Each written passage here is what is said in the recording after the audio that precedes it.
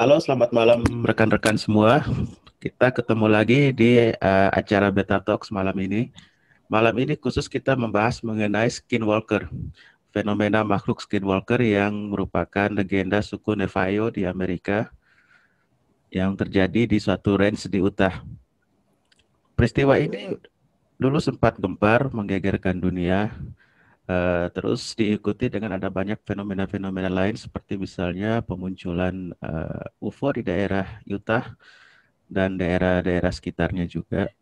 Apakah ini ada saling berhubungan atau cuma sekedar kebetulan? Kebetulan Mas Dino Michael narasumber kita malam ini sudah lama mempelajari dan tertarik dengan fenomena skinwalker ini. Maka pernah beberapa kali beliau mengikuti siaran langsung ya dari YouTube mengenai keadaan di daerah range tersebut. Oke, apa sebenarnya yang terjadi di sana? Mari kita dengarkan bersama-sama penjelasan dari Mas Dino. Silakan Mas Dino. Ya. Oke, selamat malam untuk semua. Saya Dino. Kembali saya membawa lagi ya acara ini presentasi. Kali ini temanya tentang skinwalker. Saya sudah lama tertarik kali dengan fenomena ini. Yang membuat saya tertarik itu dia antara kombinasi antara ya mistik dengan UFO. Nah, oke. Saya mulai ini ya gambarnya. Oke, saya lanjut ya. Oke. Jadi untuk presentasi kali ini saya akan membagi 4 ya. Pertama contoh kesaksian, yang kedua ini sejarah fenomena asing di Utah. Ini saya fokus di Utah ya, karena mulanya dari skinwalker bisa dibilang ada di Utah dan paling banyak di sana. Tapi di seluruh Amerika, khususnya bagian barat daya itu juga banyak sekali fenomena ini. Oke. Untuk yang ketiga ini, saya membahas kasus di range Tom Gorman ya. Ini yang paling fenomenal kalau kita berbicara soal ini skinwalker.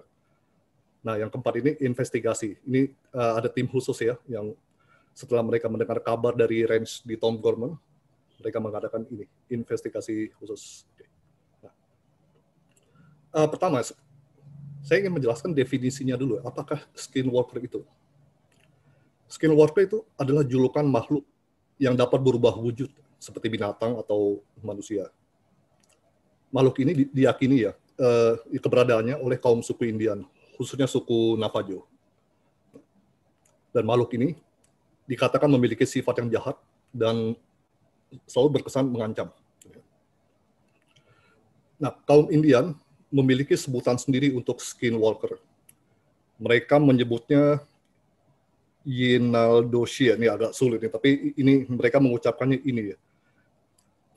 Kalau arti kata itu kalau dalam bahasa Inggris itu he who goes on all fours. Nah, kaum Indian menggambarkan skinwalker sebagai makhluk yang memiliki kekuatan supernatural. Dan mereka sepertinya sulit untuk dibunuh. Saya beri satu contoh kesaksian. Ini sebetulnya banyak sekali, tapi dari kesaksian ini menggambarkan banyak kesaksian lain. Ada ciri yang sama di sini. Nah, ini binatang yang dapat merubah wujud menjadi manusia. Di Arizona, ada di padang gurun dekat perkampungan kecil ya, namanya Window Rocks. Ada seorang saksi bersama dengan ayahnya. Mereka melihat binatang seperti coyote, tapi ukurannya sangat besar. Binatang itu duduk di tengah jalan. Saat itu mereka pergi dengan mobil ya. Mereka melewati jalan, terus mereka melihat binatang coyote itu lagi duduk di tengah jalan. Semula mereka mencoba mengusir binatang itu. Ya, mereka melakukan suatu gerakan ya untuk mengusir. Tapi binatang itu dia tidak memberikan reaksi. Saksi itu mengatakan kalau mata binatang itu sangat besar dan matanya berwarna kuning. Nah, ini yang aneh dan menakutkannya di sini. Matanya lebih mirip tatapan manusia. Ini membuat mereka menjadi rasa tidak nyaman. Nah, setelah mereka ya secara perlahan ya melewati binatang itu, terus tiba-tiba binatang itu melompat dan mengejar mobil mereka. Binatang itu sepertinya berubah wujud menjadi seperti manusia yang nggak pakai baju ya, telanjang gitu.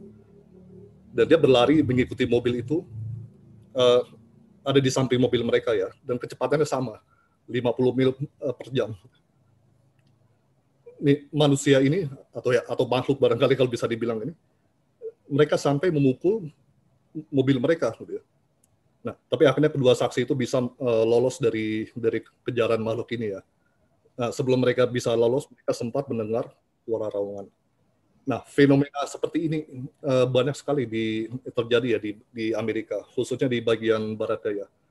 Fenomena misalnya mereka melihat binatang, tapi pas mereka mendekati jadi berubah wujud dan matanya menakutkan juga. Oke. Nah, sekarang saya akan menjelaskan ini sejarah fenomena asing di Utah. Utah itu bisa dibilang paling banyak daerah pemunculan ini, skinwalker. Saya akan mulai dari historisnya dulu ya, mulai dari fenomena UFO. Fenomena UFO dia tercatat di Utah sejak tahun 1776 ya. Dulu ada seorang imigran, dia terkenal ya, Father Escalante. Dia pernah singgah di daerah itu. Dari catatan Father Escalante terungkap bahwa dia pernah melihat UFO di sana. Jadi sejak abad dulu UFO itu sudah muncul di Utah. Dan di awal 50-an, penampakan UFO menjadi fenomenal kembali ya, jadi muncul lagi. Jadi berlanjut terus sampai tahun 60, tahun 70. UFO yang mereka lihat tuh bentuknya bervariasi.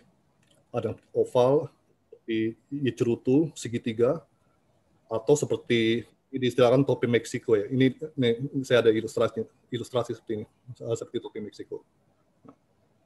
Nah, di Utah ini, seorang guru sains namanya Junior Hicks ya. Dia memberikan pendapat bahwa banyaknya UFO yang terlihat di Utah, khususnya di daerah namanya Uinta Basin. Ya. Mereka sebetulnya sedang mencari kandungan mineral alam yang ada di situ. Dan pernah ada kesaksian yang melihat alien seperti sedang menjelidiki tanaman. Ini saya ada ini contoh gambarnya ya. Dan di belahan dunia lain juga, saya sering mendengar ini kesaksian melihat alien juga sedang memeriksa tanaman atau tanah. Mungkin mereka sedang mencari kandungan mineral di situ. Dan di Amerika rupanya juga ini hal yang sama juga ini dia terjadi juga. Oke. Nah, yang selanjutnya ini mutilasi ternak ya. Mas di Utah rupanya juga ini menjadi fenomenal ya. Di era 60 dan 70 wilayah di Uinta Basin sering terjadi mutilasi seperti ini. Dan saat itu secara bersamaan fenomena ini juga banyak terjadi di negara Amerika dan juga di seluruh dunia. Tapi apa tujuan tetap misteri ya. Sampai sekarang kita juga belum jelas mengapa ini bisa ada mutilasi seperti ini. Nah, banyak penduduk lokal di sekitar di Utah ya melihat penampakan makhluk seperti Bigfoot atau Sasquatch. Jadi di Utah ini seperti juga di negara bagian Amerika lain itu mereka juga banyak melihat makhluk seperti ini. Ini ada contoh ilustrasi ya dari Bigfoot ya. Yang sebelah ini mutilasi. Oke. Nah, menurut suku Indian Ute ada jalur khusus di Utah untuk skinwalker. Oke. Nanti kita akan lihat di sini. Nah, di daerah Utah juga ada seorang ahli ya, dia mengamati begini ya, ada unsur magic juga di daerah situ. Itu pengaruh ritual Masonik. Nah, kalau dilihat dari sejarahnya ya, pada akhir era 1800 itu pernah ada pertempuran berdarah antar pasukan kavaleri dengan suku Indian. Kalau dalam sejarah Amerika tuh terkenal dengan Indian Wars ya, jadi perang Indian. Nah, pasukan kavaleri Amerika atau disebut US Cavalry Troop ya, mereka memiliki banyak anggota yang berkulit hitam. 20% dari pasukan kavaleri itu orang kulit hitam. Mereka ini yang kita kenal dengan sebutan Buffalo Soldiers. Mereka tuh terkenal gigih dan ahli dalam berperang. Nah, ini yang sangat menarik ya. Dan saya rasa mungkin banyak dari kita yang belum tahu Buffalo Soldiers. tidak banyak yang tahu kalau sebagian besar dari pasukan kulit hitam ini mereka rupanya menganut ajaran Freemasonry yang apa dibawa dari kaum imigran Eropa ya. Ini sebetulnya hal yang agak lucu juga karena Freemasonry kan identik dengan orang kulit putih, orang bule gitu. Tapi rupanya orang kulit hitam rupanya banyak itu mengikuti ajaran ini ya. Ya ini tentu karena kedatangan kaum imigran tadi. Dan mereka sering melakukan praktik mistik dalam hidupnya. Nah, kaum Indian UT untuk masa berikut ya, mereka mendirikan rumah di atas kuburan pasukan kulit hitam yang sudah mati ya di situ. Nah, ada seorang penyelidik skinwalker. Dia memberikan dugaan bahwa mungkin dengan mendirikan rumah di atas kuburan ini tanpa mereka sadari ya, mereka telah membangkitkan kekuatan yang tidak dikenal. Dan ini berhubungan dengan penampakan skinwalker. Ini emang agak membingungkan. Jadi maksudnya suku UT ini akhirnya mendirikan rumah di atas bekas di atas kuburan pasukan kulit hitam. Tapi pasukan kulit hitam ini dia kan penganut mistik ya. Jadi mungkin ada ya katakanlah istilah ada benturan ya dengan kepercayaan UT dengan Freemasonry kulit hitam. Jadi sepertinya ada bentrok dan ini akhirnya berhubungan dengan penampakan skinwalker. Oke. Nah juga ini mesti kita perhatikan juga ritual mistik dari suku Indian. Dari dulu kita sudah tahu ya orang India tuh suka melakukan ritual mistik yang untuk bertransformasi, jadi berubah wujud. Di wilayah utara mereka juga dikatakan sering melakukan praktik itu. Cuma apakah itu berhubungan dengan skinwalker ya itu masih pertanyaan gitu ya. Nah di sini ada ilustrasi ya. Saya kasih berurutan ya bagaimana orang India melakukan transformasi ini, ritual mistik. Ini kita lihat di gambar pertama ini. Jadi ada gambar orang Indian ya, dia sedang membuat lingkaran di kayu ya. Nah, setelah itu dia membakar api. Nah, setelah api itu nyala, dia mungkin sepertinya dia melakukan ritual. Nah, di sini kita lihat ada gambar serigala, jadi dia akan berubah wujud seperti itu. Nah, setelah selesai dia melakukan ritual, akhirnya dia berubah menjadi serigala seperti ini. Nah, banyak pendapat yang mengatakan kalau makhluk skinwalker sebetulnya berasal dari tukang sihir Indian ya, atau juga disebut medicine man. Jadi ada dugaan skinwalker mungkin juga asalnya dari tukang sihir Indian itu sendiri, yang ya entah kenapa dia akhirnya berubah menjadi jahat ya, dan akhirnya mengancam semua penduduk di sekitar situ. Nah, setelah kita melihat sejarahnya, dari sejarah kita melihat bahwa latar belakang mistik rupanya sangat berpengaruh di Utah. Nah, di bagian 3 ini, saya akan membahas kasus ini ya, di ranch Tom Gorman. Ini yang menjadi fenomenal dalam skinwalker. Bisa jadi nama skinwalker mungkin ngetop dari kasus ini, walaupun sebenarnya tentu sudah ada itunya, tapi terangkat gitu namanya. Pada pertengahan era 90, Tom Gorman dan keluarganya dia membeli suatu ranch ya, di Uinta Basin di Utah. Nah, ketika mereka baru tiba, Tom lalu menurunkan barang-barang dari truk ya. Nah, terus tiba-tiba ada seekor binatang besar menghampiri. Binatang itu mirip serigala, tapi ukurannya 3 kali lebih besar. Ini saya ada ilustrasinya seperti ini ya. Jadi ukurannya 3 kali dari serigala biasa. Nah, binatang itu lalu berjalan ke arah peternakan ya. Di situ Tom ini juga memelihara sapi dan hewan lainnya. Tiba-tiba serigala ini dia menggigit anak kepala sapi piaraan Tom ya. Nah, Tom ini walaupun dia agak takut juga, tapi dia sudah bertindak. Dia langsung ditendang itu binatang kuat tenaga. Bapak Tom ini juga ikut memukul dengan tongkat bisbol. Tapi anehnya binatang itu dia tidak merasa sakit. Akhirnya Tom dia punya pistol ya, dia lalu menembak binatang itu sampai 3 kali dia tembak. Tapi binatang itu nggak roboh juga. Nah, akhirnya binatang itu lalu melepaskan gigitannya dan akhirnya dia meninggalkan area itu. Nah, peristiwa ini awal dari teror paranormal di range Tom Gorman, dan ini yang menjadi terkenal kasus Tom Gorman ini. Oke. Nah, untuk selanjutnya fenomena lain juga terjadi ya. Kali ini yang dialami oleh istri Tom, namanya Ellen. Jadi suatu hari dia sedang berjalan-jalan di perbukitan ya. Ellen ini dia senang dengan kesunyian alam. Nah, tiba-tiba ia merasa ada sesuatu yang besar menghampiri, tapi nggak kelihatan, tapi dia ngerasa ada yang datang gitu. Nah, secara refleks dia mengelak. Entah apa itu sesuatu yang terbang ya, tapi itu menimbulkan turbulensi yang cukup signifikan buat dia. 5 menit kemudian dia mengalami yang sama lagi, kali ini lebih dekat. Dia jadi bertanya, apakah itu kelelawar? Ya tentu sempat terlintas di pikirannya ya, tapi setelah dia pikir, kalau untuk kelelawar sepertinya itu terlalu besar ya, dan juga dia tepat sekali. Nah, selanjutnya Ellen mengetahui arah terbang sosok itu ya. Sosok itu terbang ke arah matahari. Nah, sesudah itu Ellen nggak melihat lagi. Tapi dia pulang dengan rasa cemas ya, untuk supaya nggak menimbulkan rasa panik ya. Akhirnya dia tidak menceritakan dulu nih pengalaman yang menyeramkan tadi ya. Oke. Nah, gangguan berikutnya ini aktivitas poltergeist ya. Itu rupanya terjadi juga di daerah Skinwalker ini. Nah, jadi beberapa hari kemudian setelah Ellen mengalami hal yang aneh tadi, nah suatu hari dia menaruh peralatan dapur di suatu tempat.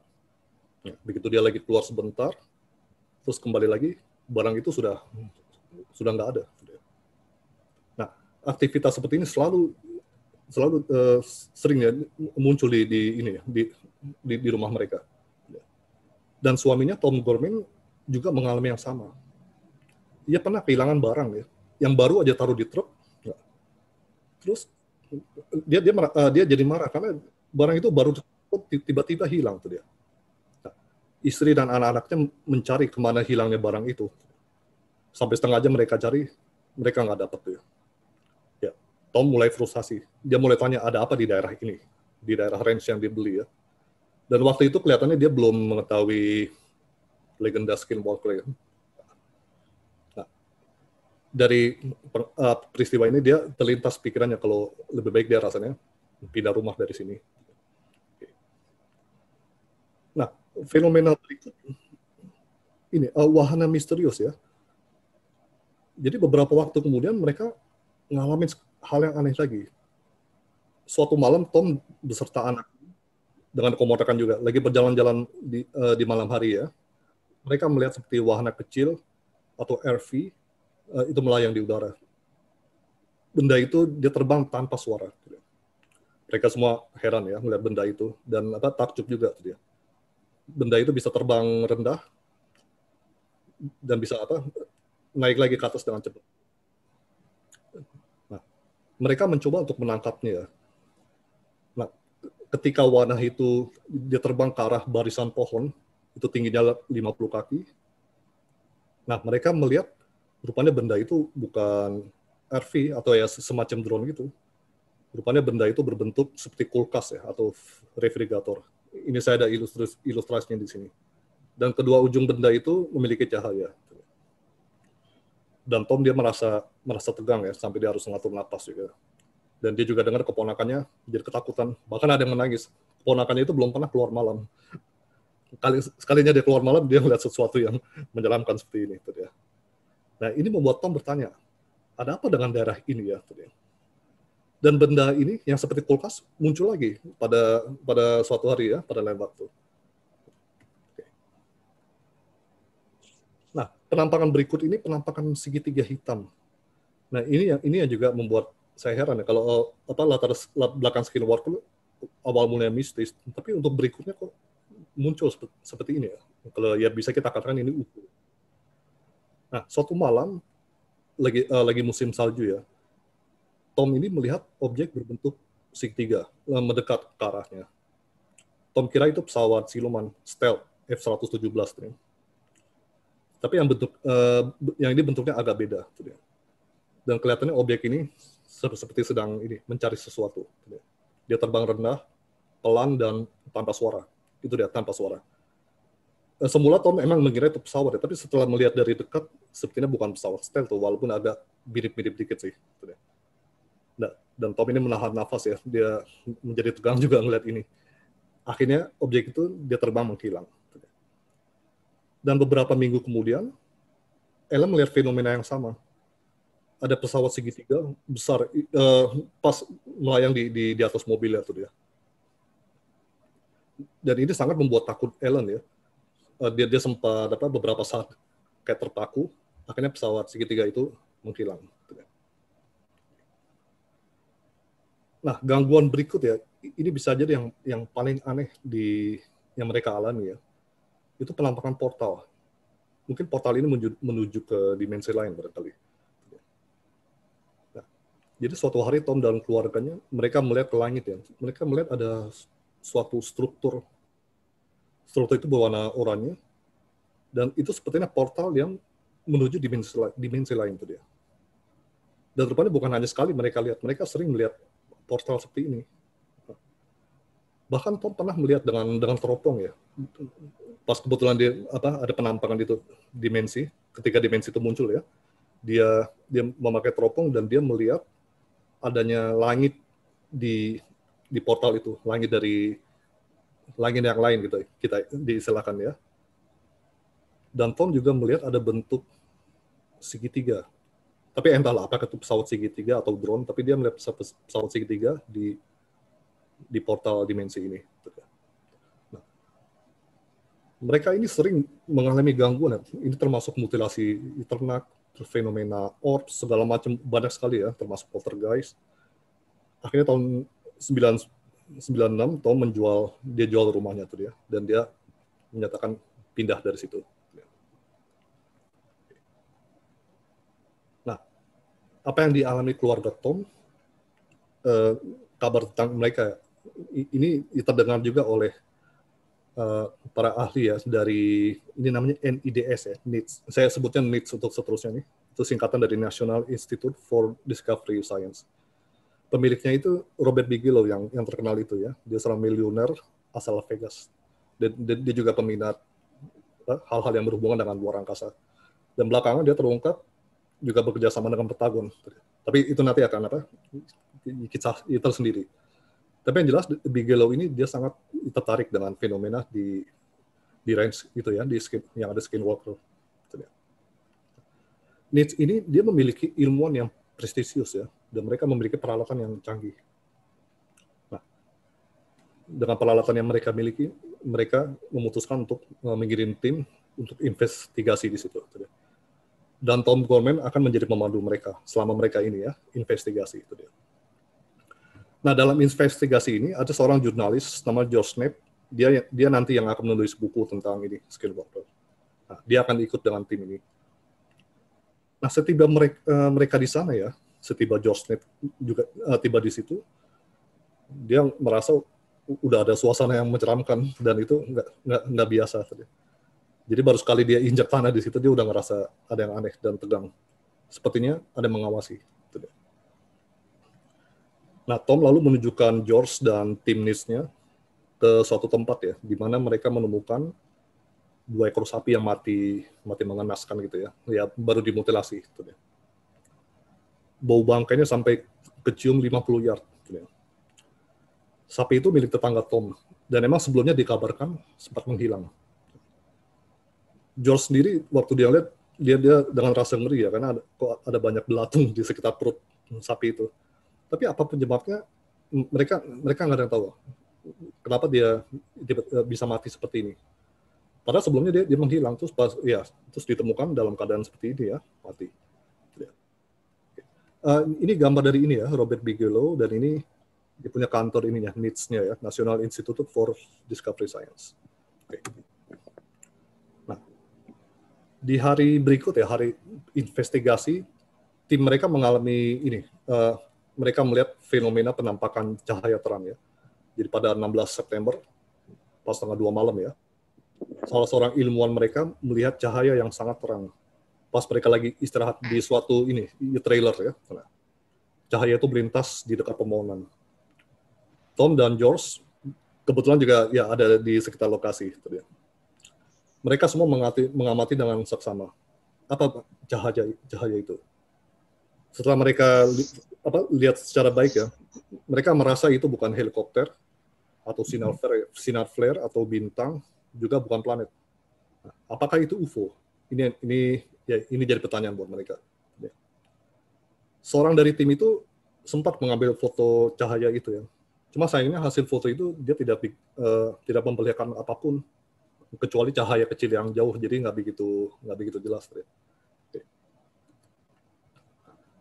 Nah, di investigasi berikutnya mereka melihat formasi orbs atau bola cahaya, bola bersinar ya. Jadi pada tanggal 10 November, Tom menelpon George ya, di pagi hari. Waktu itu George lagi berada di Utah, jadi dia lagi ada di sana. Nah, George dan timnya segera berangkat ya setelah menerima laporan dari Tom ini. Dan Tom dia bercerita bahwa di pagi hari ia pernah melihat 3 cahaya kuning. Cahaya itu dia terbang rendah dalam formasi rapat. Ya. Itu cahaya dia terbang hanya beberapa kaki dari tanah. Nah, timnya dan George segera mengadakan penyelidikan. Ya. Tapi mereka nggak menemukan jejak seperti radiasi atau apa. Belum ada hal yang baru yang mereka temukan di sini. Nah, pada tanggal 13 November 1996, pukul 1:30 malam ya, George dan tim melihat cahaya berwarna kuning, tapi dia terbangnya sangat cepat. Cahaya itu datang dari bukit. Dan cahaya itu melakukan gerakan putaran 360 derajat. Sangat sempurna tuh ya. Ini aneh sekali yang mereka lihat ini. Tapi mereka juga nggak tahu apakah itu. Untuk di investasi berikutnya, mereka pernah mengalami ini, pemunculan makhluk di malam hari. Ini untuk tahun berikutnya, tahun 1997 ya. Oh ya, sebelum saya menjelaskan ini, selama tahun 96 itu, mereka juga investigasi banyak ya, area sekitar situ, termasuk menanyai penduduk setempat. Dan rupanya mereka bilang kalau UFO mereka udah nggak asing lagi karena dari dulu mereka sudah sering melihat UFO, termasuk mutilasi ini. Hanya nggak ada yang tahu siapa pelakunya. Nah, di tahun berikut, tahun 97, pernah ada kejadian ini ya, anjing-anjing di trailer para penyelidik ini tiba-tiba menggonggong dengan sangat keras. Mereka merasa ada sesuatu yang misterius, ada yang datang di situ. Tom dan tim dari NITS segera naik mobil. Mereka segera ngebut ya ke asal dari makhluk ya kedatangannya ini. Nah, ketika mereka sampai di lokasi, mereka melihat ada 2 mata besar berwarna kuning. Mereka melihat seperti itu. Tom segera menembak ya. Tom itu dia pemburu yang mahir ya. Jadi tembaknya tepat mengenai sasaran dia. Tapi ketika ia dan tim yang lain mendekat, mereka nggak menemukan makhluk itu. Ini betul-betul membuat mereka aneh ya. Karena Tom yakin, dia bilang, saya menembak dengan tepat. Tapi kok begitu mereka mendekat ya, makhluk itu udah nggak kelihatan. Tapi Tom dapat menduga kalau makhluk itu beratnya kira-kira 400 pound. Ini sekedar ilustrasi karena kalau di buku yang saya baca itu disebut makhluk besar ya, large creatures. Nah, setelah mereka itu ya menyelidiki banyak, mereka tuh mengalami banyak sekali ya. Itu kalau di buku tuh ada perinciannya. Tapi ringkasnya mereka tuh tim dari NITS ini mereka mengalami banyak kejadian aneh seperti poltergeist, mutilasi, dan mereka melihat lorong misterius juga mereka melihatnya bukan di tanah tapi pas mereka di udara gitu ya. Cuma lorong itu menuju kemana mereka nggak jelas karena lorong itu langsung menghilang. Mungkin juga mungkin ya itu suatu portal juga ya. Pokoknya di area Skinwalker Range itu banyak sekali hal-hal seperti ini, termasuk UFO. Mereka juga sempat melihat UFO juga di sana. Dan salah seorang dari mereka bahkan pernah melihat sosok hitam besar ya di balik pohon. Nah, makhluk itu sepertinya ingin berkata, we are watching you. Ya kita mengawasi kamu tuh. Jadi tim ini setelah setahun lebih, mereka akhirnya menyadari bahwa mereka sebetulnya diawasi ya selama investigasi di sana. Nah, di tahun 97 akhirnya tim NIST itu mengakhiri investigasinya. Dan kesimpulan mereka, makhluk atau UFO yang mereka lihat ya bisa jadi berasal dari dimensi lain atau dari dunia paralel, disilakan outer worlds ya. George Knapp ini di bukunya dia memakai teori fisika Michio Kaku mengenai dunia paralel. Nah, teori ketiga bisa juga mereka ini ya, UFO dan makhluk ini datang dari dalam bumi atau ya inner worlds. Jadi di antara tiga ini kalau menurut mereka apa yang terlihat selama ini di range itu ya, Skinwalker Range. Nah, terakhir ini ada buku saya berdasarkan buku ini ya. Ini juga ada e-booknya, barangkali kalau ada yang minat tinggal di download ya. Ini buku investigasi tadi. Jadi rincian pengalaman mereka termasuk pendapat mereka. Ya. Nah, terakhir saya ingin mengutip dari kata-kata George Knapp ya. Reality isn't what it used to be. Jadi realita itu nggak seperti yang kita pikirkan kalau kita berada di Skinwalker Range. Ya, oke. Sekian. Oke, terima kasih Mas Dino. Ya, oke, presentasinya lumayan singkat, tapi mungkin ada banyak pertanyaan dari sini. Ini sudah ada Mas Andi yang nanya juga, tapi saya mau nanya dulu Mas Dino. Oh ya, Mas Dino, yang terkenal di Skinwalker itu sesudah si Tom itu adalah Terry Sherman dan istrinya Gwen. Mas Dino pernah baca nggak? Yang mana Mas Joseph? Sorry. Peristiwa yang Terry Sherman dan istrinya Gwen. Oh, tunggu. Belum sebenarnya. Padahal itu yang terkenal loh. Itu tahun berapa? Itu yang dikabarkan di History Channel itu justru yang Terry Sherman dan Gwen, bukan si Tom. Sepertinya belum ya Mas Joseph ya. Saya kalau di TV History Channel belum sempat lihat itu. Oke, bagaimana itu Mas? Ya mirip, justru kejadiannya mirip, dan mulai booming itu justru mulai dari kasus Terry Sherman loh. Oh, oke. Tahun 96 itu kejadiannya. Tunggu, sepertinya belum tuh Mas. Tapi kalau Mas Joseph ingat wujud dari makhluknya, apa ada kemiripan dengan yang tadi presentasi? Biasanya kan kayak setengah binatang, setengah manusia gitu ya. Ya ceritanya sama Mas Dino, dan memang ini kayak tadi ada beberapa di komen juga ngobrol di chat. Ya ini seperti kayak tadi Mbak Hani sebut itu dari direwolf yang dari Afrika, atau mungkin di Indonesia kita kenal leak ya. Leak itu shapeshifter juga. Iya. Kalau werewolf ya, saya juga pernah baca ya, emang ada kemiripan dengan werewolf yang di Eropa ya, mirip tapi ya, nggak usah jauh-jauh, tapi kita ke lokal aja, ke lokal juga ada loh di Bali itu shapeshifter itu adalah leak. Oh, di sini ya, leak itu maksudnya. Nama saya kepercayaan di sini ya. Oke. Ya, tapi wujudnya gimana? Mungkin kalau kita kenal lebih gampang lagi, mungkin babi ngepet ya. Cuma wujudnya babi kan. Tapi yang penting ini Mas, ciri kepala serigala ya kalau saya pernah baca soal Terry Sherman, nggak pernah baca ya? Mungkin tidak pernah dengar nama, tapi saya belum tahu loh, karena belum pernah ada kasus itu. Oh, oke. Ini ada tadi pertanyaan dari Mas Andi. Ya. Mas Andi nanya, apakah mutilasi yang terjadi di Sukabumi atau Cianjur kemarin itu sama seperti yang terjadi di Skinwalker Skinwalker Range ini, Mas? Mutilasi ya, ya? Ya, mutilasi. Ya kalau menurut saya ada kemiripan, tapi juga ada perbedaan ya. Kalau di Amerika, kalau saya bandingin, mereka kebanyakan ya itu dipotongnya dengan sangat sempurna, berkesan seperti pakai laser kesannya gitu ya. Tapi maksudnya canggih sekali itu kalau dibanding di sini gitu ya. Gitu. Oke, jadi beda dengan fenomena Chupacabra ya? Kalau Chupacabra kalau di Amerika tentu agak beda juga Mas. Kalau Oke, Chupa jadi Cabra dia bedanya masih, gimana kalau yang Mas? saya baca ya, Coba dijelasin. misalnya daerah New Mexico masih ada bekas dua giginya itu, taring ya. Heeh.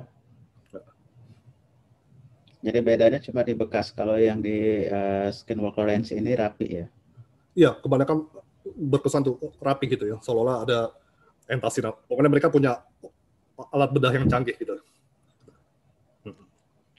Oke. Oke, mungkin ada lagi yang mau bertanya? Sebelumnya saya mau nanya Mas Dino dari kapan belajar mulai mengenai si Skinwalker ini? Oh, ya tahun 2006 kalau itu, ya 2006 bersama dengan terbitnya buku itu ya. Nah, Sudah selebihnya saya 14 lebih banyak tahun di ya Mas ya?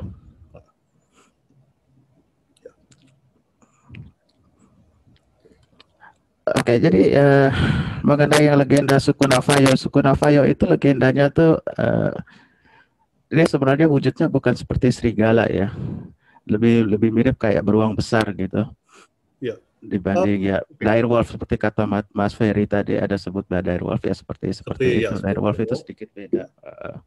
Tapi dalam kenyataannya juga nggak seperti serigala juga ya. Emang umumnya kelihatan seperti itu. Mereka juga bisa seperti apa? Seperti beruang gitu ya. Ada kesaksian seperti itu. Tapi yang paling banyak emang ya mirip-mirip tadi, mirip serigala. Atau lebih tepat sih manusia serigala ya. Jadi kepalanya serigala tapi tubuhnya manusia, humanoid gitu. Oke, ya kita balik ke mitosnya si suku Navajo. Apa ya? Suku Navajo itu mengatakan bahwa itu saman itu berubah menjadi bentuk itu fungsinya untuk apa? Untuk menyembuhkan atau untuk meneror? Misalnya untuk santet gitu atau untuk menyembuhkan? Oh ya, pada dasarnya dia ingin menyembuhkan ya. Cuma kadang-kadang juga, nah ini kita juga masih nggak jelas seperti ada niat jahat juga dia untuk menguasai gitu ya. Dan Yang ini saya saya tahu juga masih saman bingung di itu sini, untuk Mas. menyembuhkan, tapi kenapa dicap jahat? Nah, ini saya juga belum tahu apakah karena dia kan kalau udah bertransformasi ya katanya dia berurusan dengan hal-hal ya saya katakanlah roh jahat gitu ya. Barangkali itu ada ya mungkin dia terpengaruh niat yang nggak baik dari roh-roh jahat ini ya masih nggak jelas itu ya. Dan ini lucunya Apakah ada gini, hubungannya dengan untuk mengusir eh, para orang yang masuk kulit putih yang masuk ke tanah Indian atau gimana? Coba Mas Dino jelasin latar belakang ya, mitologinya dulu. oke. Tuh, yang mana Mas Joseph tuh, sorry, pertanyaannya? Mitologi latar belakang mitologi Navajo-nya. Oh iya, ya yang saya tahu ya itu mereka pada dasarnya tuh ya itu dia disebut medicine man, jadi sebagai penyembuh ya. Cuma Ya, saman soalnya. ya shaman. Cuma kadang-kadang ya, nah ini yang saya juga masih belum mengerti di sini. Kadang-kadang mereka kalau udah mereka bisa melakukan hal yang akhirnya membuat mereka ya menjadi ya katakanlah menjadi jahat ya. Gitu. Dan ini tadi saya belum bilang, ini kalau suku Indian Navajo ya mereka sepertinya juga kayaknya tabu membicarakan skinwalker. Jadi tetap masih misteri itu dia. Oke, dia pada dasarnya medicine man, tapi kenapa dia akhirnya ya menjadi jahat itu seperti yang tadi saya presentasikan ya. Itu masih misteri. Dan mereka juga tabu lagi untuk membicarakan ini. Ya mungkin hanya Mereka ada beberapa orang yang bisa. patung-patungnya juga sampai dibuat patung, ada patung-patung untuk pemujaan itu. Oke. Ini ada Mas Erianto Rahman ingin Ya. bertanya. Mas Erianto, silakan Mas. Halo, halo, halo. Halo, Mas Eri. Halo, halo Mas. Aku telat tadi, sorry ya. Ya. Nambahin aja nih mengenai, halo, ya, mengenai legenda Indian yang di situ ini. Kebetulan saya nonton yang di Story Channel dan memang lebih tertarik sama latar belakang. Ya. Jadi di Utah itu kan nama Utah itu kan lokasinya Skinwalker Ranch kan di Utah ya, bagian utara. Itu diambil dari nama suku Indian Ute, UTE, Ute. Kemudian Ute ini ternyata sangat besar, ternyata lebih besar dari Navajo tadi, Navajo tadi lah. Kemudian si Ute ini dipergunakan oleh Amerika. Saat itu kan Amerika kayak orang Belanda di kita, jadi mecah belah gitu kan supaya Indian itu takluk pada akhirnya. Dibantu secara persenjataan untuk menindas bangsa suku Navajo tadi. Nah, kemudian suku Navajo tuh merasa tertindas, akhirnya mereka nggak bisa balas. Nah, medicine man-nya itu dengan pakaian memakai kulit binatang ditaruh di kepalanya, makanya disebut dengan skinwalker kan. Yeah. Jadi manusia memakai kulit binatang, kemudian melakukan pengutukan daerah skinwalker itu. Mengutuk ya, betul. Mengutuk bahwa selamanya skinwalker ranch ini tidak akan pernah dihuni oleh satu suku apapun. Jadi akan menjadi wilayah yang free gitu loh. Nggak akan pernah ada dikuasai oleh siapapun sampai apa syaratnya dipenuhi apalah gitu. Nah itu yang nggak jelas. Jadi kira-kira sih memang tujuan pengutukannya itu betul-betul bukan medicine, artinya bukan penyembuhan. Jadi memang dikutuk oleh si bangsa Navajo karena tertindas oleh suku Ute tadi gitu. Itu sih yang saya dengar dan sedikit-sedikit browsing. Pernah dengar versi seperti itu dari suku Ute kita bilangnya ya, Ute ya. Iya betul Mas Eri, soalnya tadi seperti yang saya bilang tadi, tujuannya itu apa? Coba harusnya Mas Dino ungkap latar belakang, karena tujuannya itu adalah untuk mengusir para orang yang masuk. Ya, kalau dari sisi mitologinya, dari sisi mitologinya seperti itu, dan itu memang istilahnya walaupun dia syaman untuk mengobati, awalnya memang untuk mengobati, tetapi bisa juga untuk berbuat jahat. Ya sama seperti kita di sini dukun bisa menyembuhkan, bisa bisa menyembuhkan, tapi mitologi kita dukun bisa menyakitkan. Nah, mungkin ini kenapa sebabnya Navajo merasa tabu kalau udah bicara skinwalker ya, walaupun pada dasarnya emang untuk penyembuh ya, tapi untuk berikutnya ya jadi menyimpang. Itu sekarang ranch itu udah dibeli sama si ada miliuner si Bigelow namanya. Ya saya udah beli. Dibeli. Tapi katanya ada gangguan ya, cuma saya belum tahu rinci ya. Apalagi yang dia alami setelah yang tadi kan, sebelumnya kan Tom Gorman, berikutnya dibeli sama yang lain itu. Oke, kalau Mas Dino menghubungkannya dengan Prince Hall gimana? Prince Hall itu adalah orang yang mendirikan Freemason kulit hitam, black skin di Amerika. Ya, saya baru tahu dari buku ini, rupanya ya orang-orang kulit hitam yang ya kita sebut tadi ya, khususnya ini yang Buffalo Soldiers ya, itu juga kan legend di Amerika. Rupanya mereka penganut ya dari ajaran Freemasonry orang kulit putih ini. Itu di negara bagian Utah emang banyak ditemukan di mana pasukan itu menginap. Jadi ada bekas kayak emblem Freemasonry, ritual semua ada di situ. Cuma yang saya belum jelas ya, dari mungkin ya kayak konflik kepercayaan suku Ute dengan Freemasonry. Katanya ya, ini cuma dugaan ya, itu mungkin ya menimbulkan tanpa mereka sadari membangkitkan adanya roh apa yang menjadi skinwalker. Ya, itu yang saya baca sih begitu. Cuma masih belum jelas bagaimana ini bisa terjadi. Tapi unsur mistis jelas ada di sini asal mulanya tuh ya. Apa yang mistis yang paling menarik selain kemunculan portal dan binatang yang tadi ditembak nggak mempan itu, Mas Dino? Oh, ya. Kalau menurut saya sih, ya pertama portal dan kedua UFO. UFO apalagi UFO-nya segitiga hitam lah gitu deh. Saya pikir, kenapa mereka bisa ada di sana ya, ikut campur tuh dia.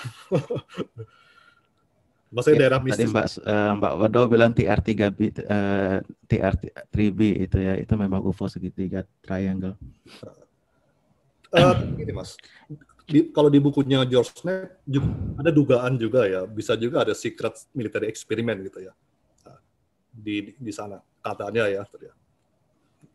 Ada pendapat juga seperti itu. Cuma kalau ngelihat kesaksian dari Tom Gorman sama yang lain ya, kalau ngelihat sebetulnya itu bukan pesawat stealth, itu benar black triangle, segitiga hitam. Dan kita kan tahu segitiga yang hitam UFO untuk mengamati kan sebetulnya tugasnya kan. Ya. Yang UFO yang pertama itu unik Mas ya, karena kayaknya jarang dilihat. Yang bentuknya tadi seperti tong sampah saya lihatnya. Bisa Mas, Mas bisa share lagi fotonya. Itu juga, juga menarik. Oh ya, oke. Itu seperti agak unik kulkas ya, refrigerator kali ya. Iya. Oke, mungkin ada yang mau tanya, silakan. Siapa lagi yang mau nanya?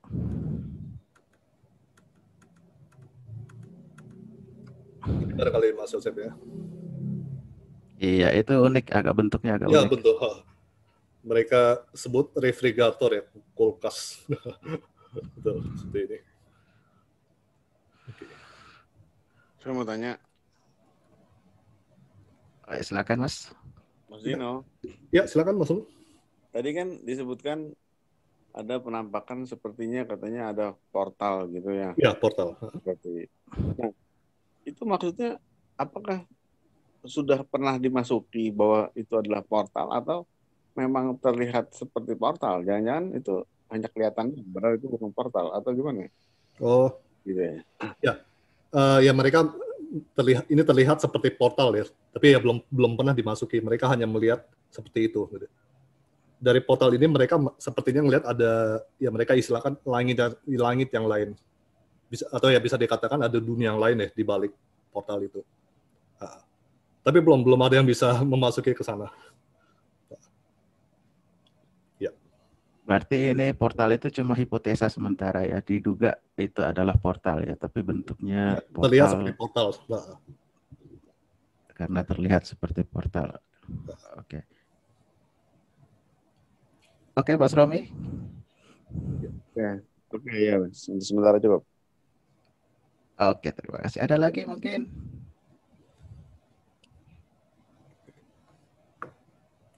Oh ya, ini dari Mbak Hani, Mas Dino. Iya. Ada kasus penculikan nggak di daerah itu? Ada alien abduction Oh, pernah. selain Itu, cattle mutilation? nah, tapi tunggu, sebelum Skinwalker melanda ya, pernah terjadi di daerah Utah ya. Gitu. Tapi kalau selama Skinwalker, itu mungkin 50-60 ya, waktu itu Skinwalker belum betul-betul jadi fenomenal walaupun ada.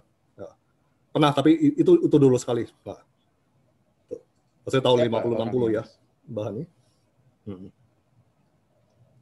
Okay. Seperti apa? Ada kisahnya, Mas? Bisa diceritain? Saya nggak ada detail.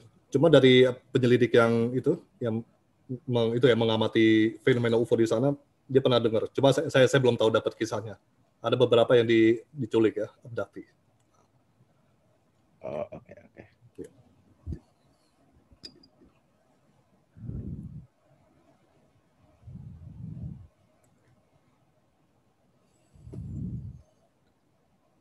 Ada lagi mungkin yang ingin bertanya?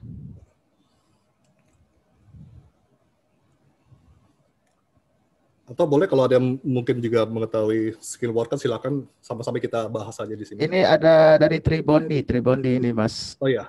Mas Dino. Ya.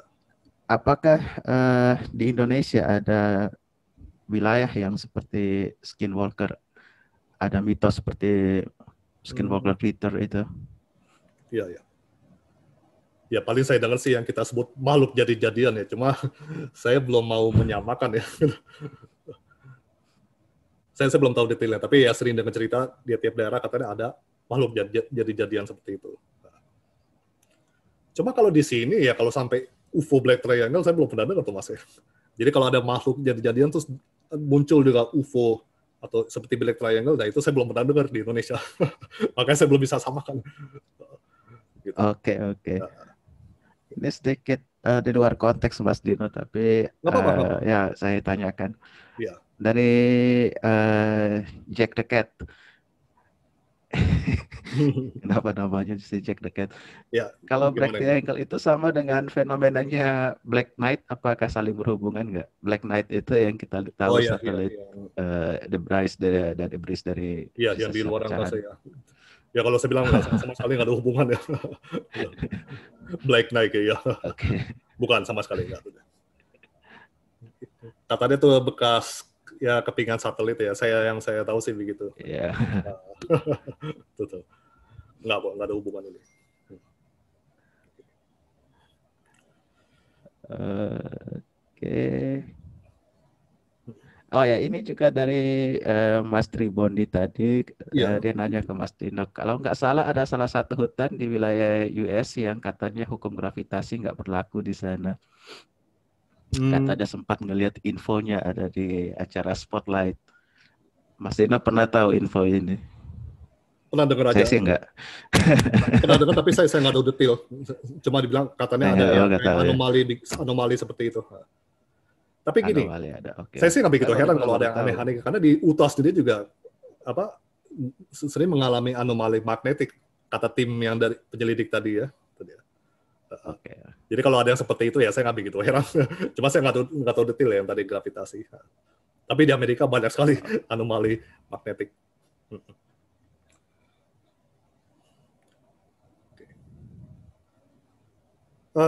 Sekarang saya mau tanya gini, ini. Mas Dino bisa pernah nggak baca mengenai tanggapan orang-orang di sekitar situ mengenai fenomena skinwalker gini?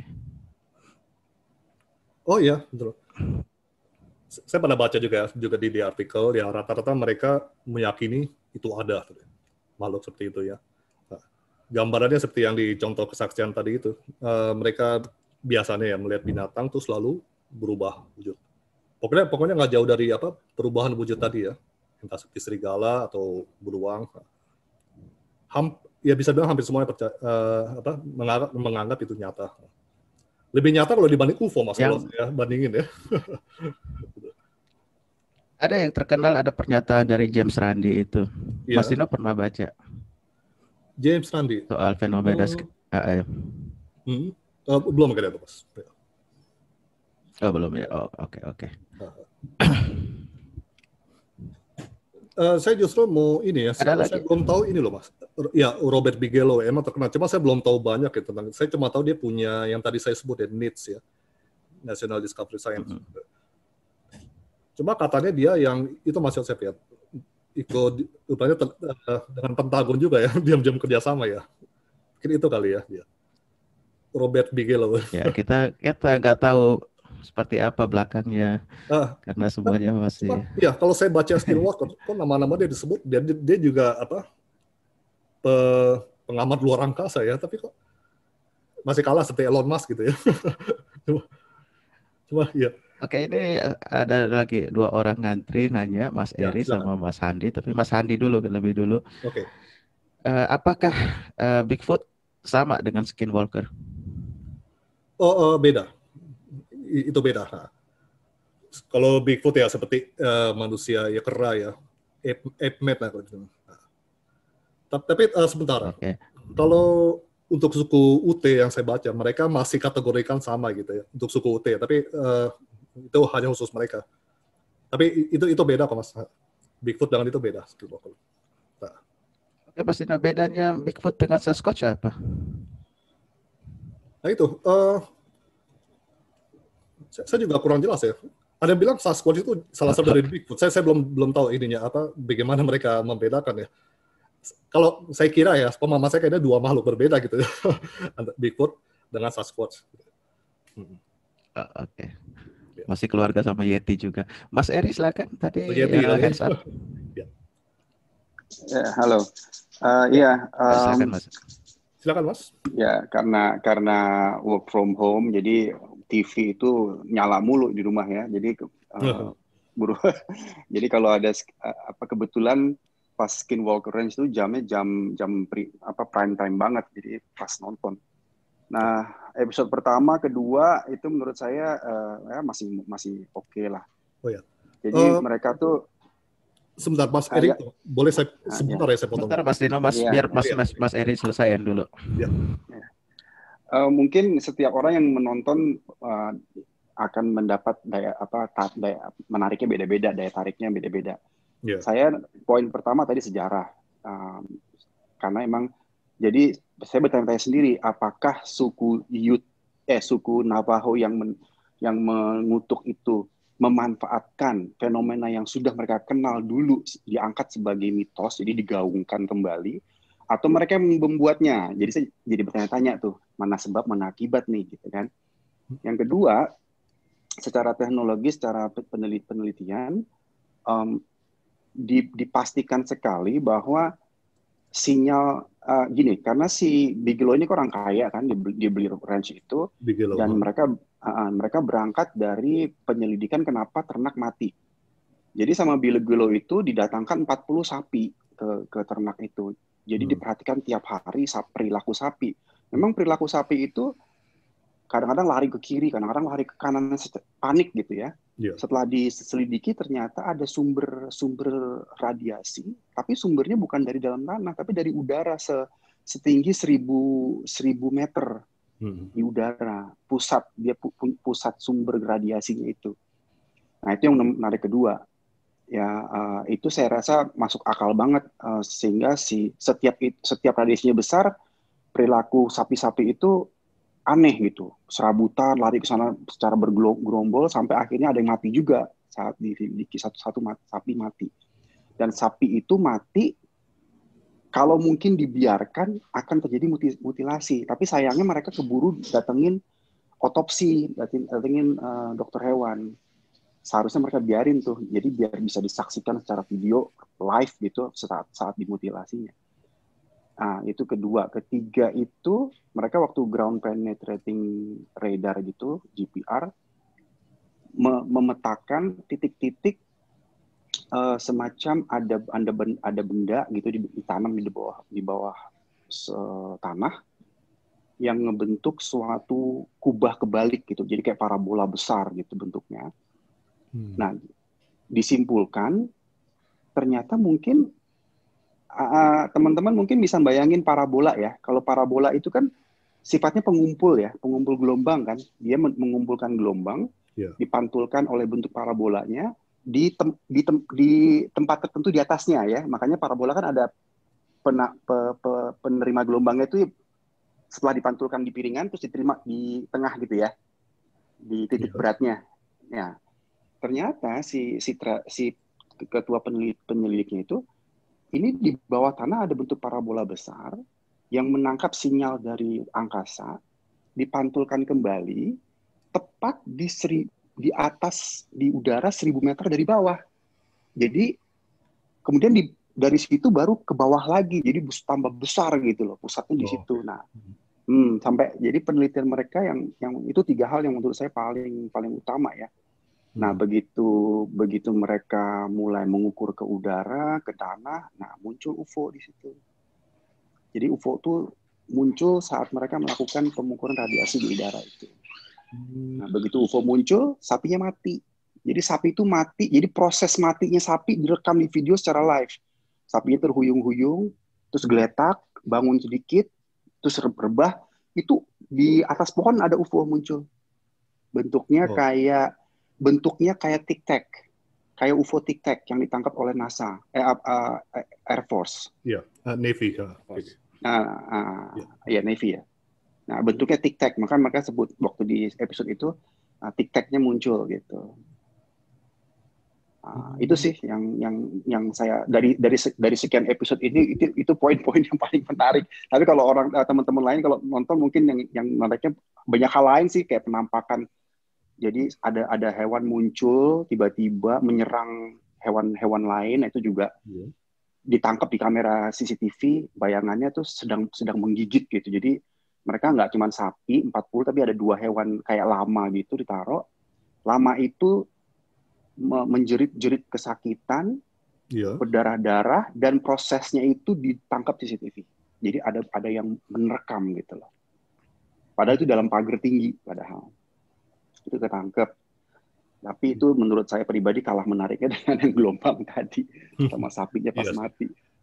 Sebentar Mas Eri, saya mau tanya ya. Oke, terima kasih Mas Eri. Itu penelitian itu yang buat si Bigelow itu mendapat penghargaan dari si James Randi. James Randi itu seorang skeptis ya.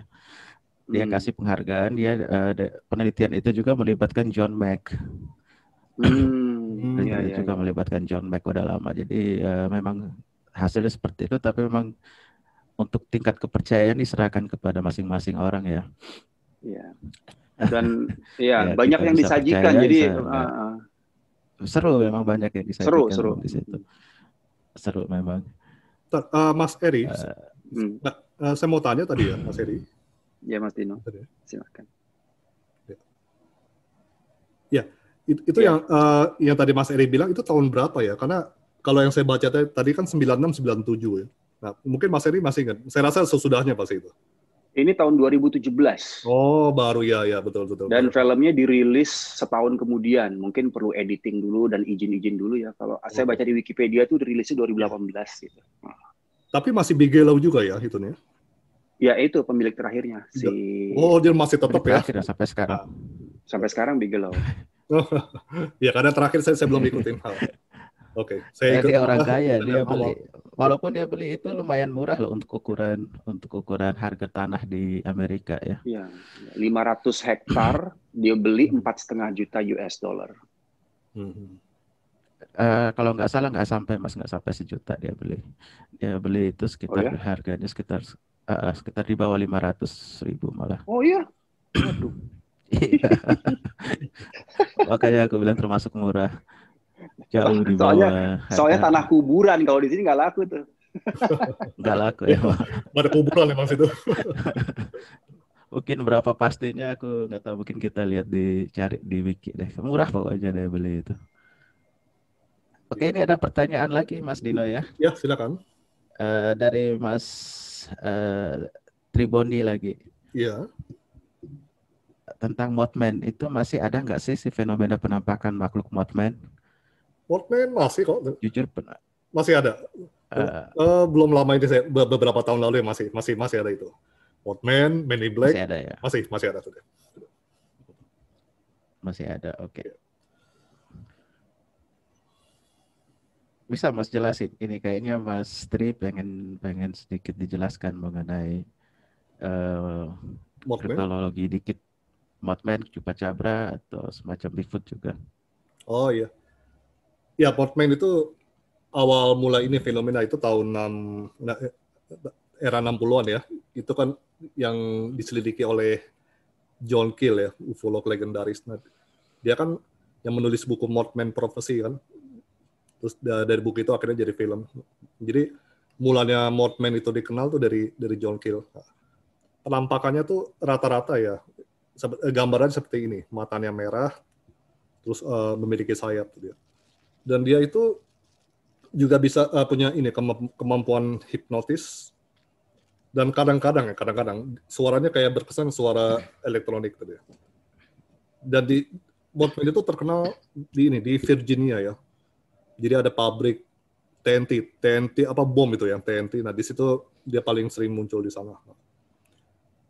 Bisa dibilang ya selama ya beberapa dekade lah ya di Virginia itu diteror terus sebelum akhirnya Mothman itu menghilang. Ya, itu kisahnya sih. Tapi ya walaupun dia menghilang, untuk tahun-tahun berikutnya dia masih ya sering dikatakan suka muncul lagi. Ya, walaupun nggak seperti 60 atau era 60 ya yang terus-terusan waktu itu. Nah, itu sih mengenai Mothman. Terima kasih Mas Dino. Jadi memang jangan dipikir orang bule nggak percaya mitologi aneh-aneh ya, banyak ya. Jadi selain Mothman, Jersey Devil banyak banget. Mereka suka sama Mas Yosef ya, yang khas kalau di barat kalau udah aneh-aneh kok ada UFO-nya gitu. Kalau kita kan belum ya biasanya nggak sampai ke sana gitu. UFO ya kayak Black Triangle atau nggak yang sering topi Meksiko gitu. Paling-paling saya cuma dengar bola cahaya. Itu ada paling sering kalau di Indonesia. Gitu. Kayak saya belum bisa kategorikan bahwa itu UFO. Oke, Mas Dino, itu di Utah juga kalau nggak salah ada kemunculan monolit misterius ya. Ini pertanyaan dari Aidan Kennedy. Wah, ini saudaranya JFK. Oh, itu ya. Iya ya. Wah, itu saya juga masih belum jelas tuh Utah gitu. Tapi kalau secara pribadi saya masih nganggap ya buatan manusia kalau menurut saya sih ya. Sejauh ini. Karena ya ulah manusia kalau menurut saya. Oke. Kalau nggak salah Mas Dino ya. Iya. Mas Dino kan suka meneliti mengenai hybrid ya. Ya, alien-alien yang punya dan fenomena gini. Ada nggak hubungannya antara skinwalker ini dengan hybrid atau demonologi atau hal-hal yang menjadi hobi Mas Dino selama ini? Ya. Saya masih belum, kalau hybrid saya masih belum ke sana ya, masih belum. Tapi kalau demonologi saya lebih cenderung ke sana tuh. Saya sebenarnya gini Mas Yosef, kalau saya amati ya orang boleh nggak setuju nggak apa-apa ya. Rata-rata tempat angker itu pasti ada UFO-nya tuh di seluruh dunia gitu, termasuk skinwalker. Ya saya ngamatin gitu. Saya belum bisa nggak langsung bilang itu apa itu pasti ulah dimulik, tapi ini selalu menarik buat saya, tempat angker kok suka ada kemunculan UFO seperti itu. Itu maksud saya. Misalnya di Argentina saya pernah baca juga seperti itu, daerah angker di Brasil. Itu dia. Ya kalau nggak angker ya apa mistik ya. Gitu. Oh ya, ini ada info tambahan juga dari Mas Nuki Mahindra bahwa ternyata udah dibeli oleh Brandon si Skinwalker ini. Brandon Fugal. Iya, saya pernah dengar Brandon. Brandon siapa ya? Ya saya udah nggak ikutin soalnya kalau acara yang di TV itu masih menyebutkan Bigelow yang pemiliknya sih. Iya. Oke. Ini loh Mas Dino, tapi Mas Dino punya teori tentang tempat angker yang bisa muncul UFO itu agak unik juga karena saya pernah ngekos di tempat yang angker tapi nggak pernah lihat UFO di sana. Itu sama seperti sih yang nggak dipukul rata semua angker seperti itu, tapi rata-rata ya kayak macam Skinwalker atau di Brasil atau di Argentina gitu. Ada beberapa tempat yang seperti itu. Oke, ini Mas Jack the Cat. Ini kita masih fokus dulu karena masih baru jam 9 ya, fokus ke topik dulu. Mungkin nanti out of topic bisa nanti belakangan saya akan nanyain. Ada lagi mungkin yang mau bertanya? Ya, silakan. Ya, nggak sekedar tanya, mungkin mau menambahkan juga ada info-info baru mungkin yang tadi. Boleh kalau ada info baru. Karena saya juga ini presentasi dalam suara diskusi ya, siapa yang pernah nonton apa silakan. Kita bahas bareng-bareng di sini.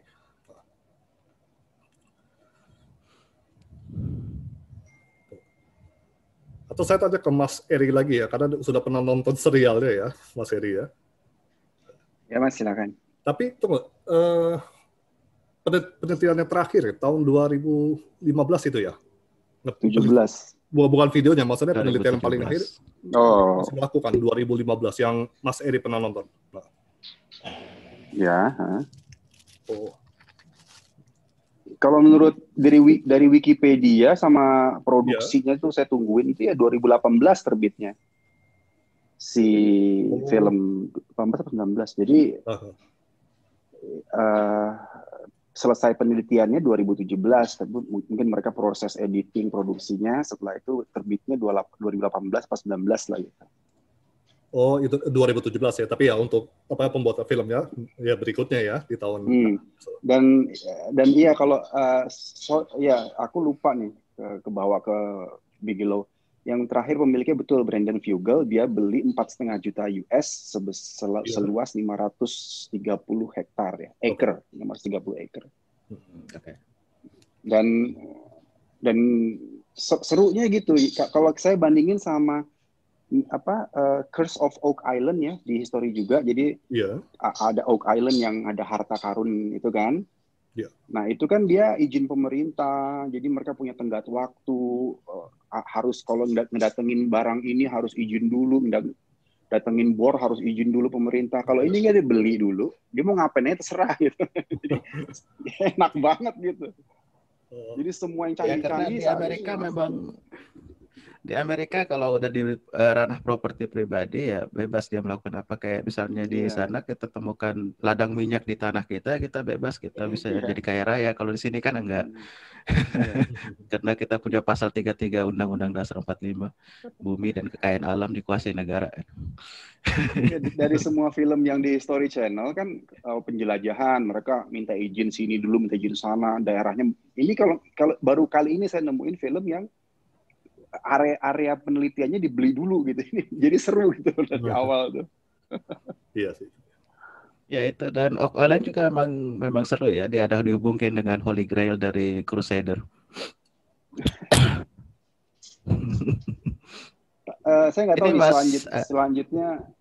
selanjutnya mungkin gini. Ini sebagai karena kita komunitas UFO ya, jadi mencari-cari penampakan UFO. Kalau nonton yang season sekarang ini, yang Skinwalker Ranch, memang mereka berangkatnya bukan neliti UFO. Jadi penampakan UFO tuh ada di tengah serial lah. Di episode ke-5 apa 7, 6 gitu. Nah, tapi karena udah sekali muncul, mereka langsung perhatiannya ke UFO. Makanya setelah itu yang diundang kayak Linda siapa sih? Pakar UFO juga tuh, Linda siapa gitu. Akhirnya Dia yang diundang. Nah, ini episode dan season berikutnya mungkin akan lebih ke sana dia fokusnya. Itu aja sih. Jadi gini Mas Eri kan, awalnya emang bukan UFO ya, berarti ya mirip seperti yang tadi saya itu presentasi itu awalnya juga ya fenomena makhluk ya, tapi lama-lama jadi ke sana tuh dia.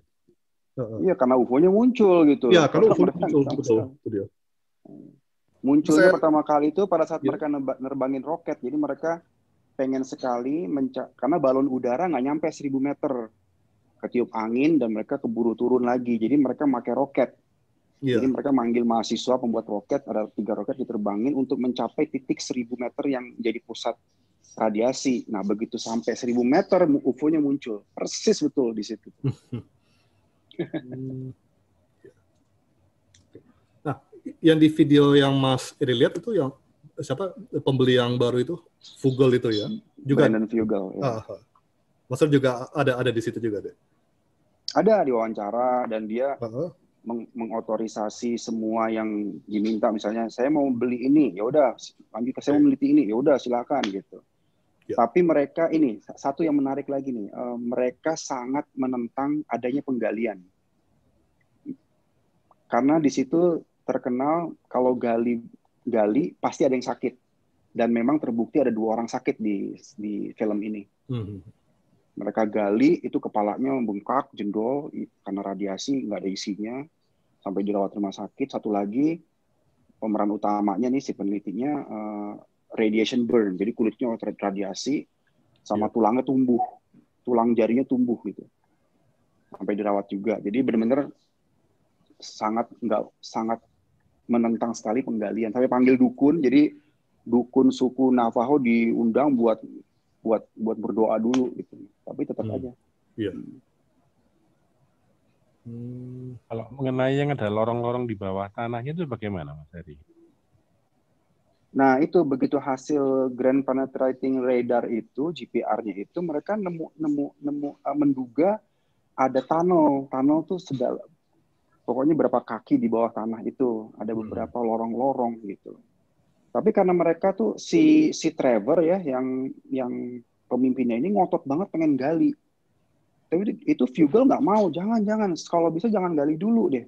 Kita sampel dulu ya, sampling. Jadi disuntik sedikit, setiap berapa kaki stop, diambil sampelnya, masuk lagi pelan-pelan gitu. Jadi nggak bisa masif gitu.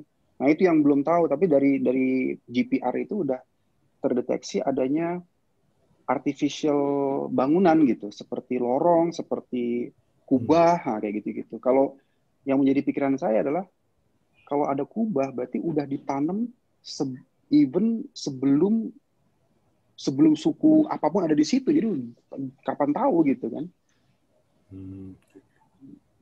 Ya. Oke. Kalau yang Mas Eri lihat, UFO-nya sendiri ada gambaran yang biasa kelihatan, apakah berbentuk oval atau cerutu? Iya, bentuk bagaimana tic-tac, bentuk tic-tac. Jadi tic-tac, ya? mirip seperti yang ditangkap sama jet tempur itu. Iya, oke. Ada black triangle nggak sih? Black segitiga hitam itu. Black helicopter ada. Ada ya. Jadi, di episode terakhir itu mereka ngeliat langit, ngarepin ada penampakan, helikopter malah lewat. Dan nah, Brandon Vogel ini udah nggak mau ada kecolongan. Jadi airspace udara di atas Skinwalker Range itu dia pasang radar, dan dia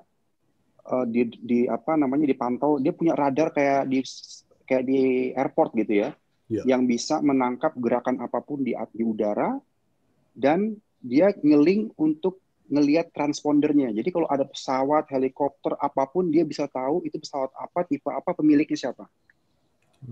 Nah, pada saat black helikopter itu lewat, langsung si Eric namanya itu masuk ke ruang kontrol, dia lihat transpondernya zero, nggak ada pemiliknya. Seolah-olah nggak pernah lewat tuh helikopter di situ, hanya ketangkep pernah lewat tapi nggak tahu itu milik siapa gitu. Oke. Terakhir, itu black helicopter akhirnya gimana? Menurut mereka apa itu ya? Setelah black helicopter lewat, mereka terima telepon. Ditelepon bahwa ada yang ngasih tahu ada pihak yang sedang mengawasi mereka sejak hari pertama mereka udah diawasi. Gitu, dan mereka ingin ketemu. Nah, ini berlanjut nih. Aku penasaran nih hari Selasa malam. Oh, iya. Gitu. Jadi dari awal mereka itu Black Helicopter sudah kelihatan gitu ya, sudah muncul gitu. Bukan Black Helicopter muncul terakhir, tapi orang yang nelpon. Nah, setelah Black Helicopter muncul, dia ditelepon menyatakan bahwa kami adalah satu komunitas atau kelompok yang sedang mengawasi kamu selama penelitian, dan mereka ngajak ketemu. Sampai situ ceritanya. Wah, ini karakteristik UFO yang saya baca nih. Kalau yang berurusan dengan hal-hal gitu pasti nanti ada yang mengancam gitu. Bisa lewat telepon, bisa Men in Black sama Black Helicopter loh. Rupanya terjadi di sini ya. Menarik tuh, Mas. Oke. Ya. Iya. Oke, Mas Dino, ini ada pertanyaan juga lagi dari Mas Tri tadi kalau nggak salah ya. Oke. Ada nggak istilah lain dari untuk aku scrollnya agak kelamaan udah tadi di atas.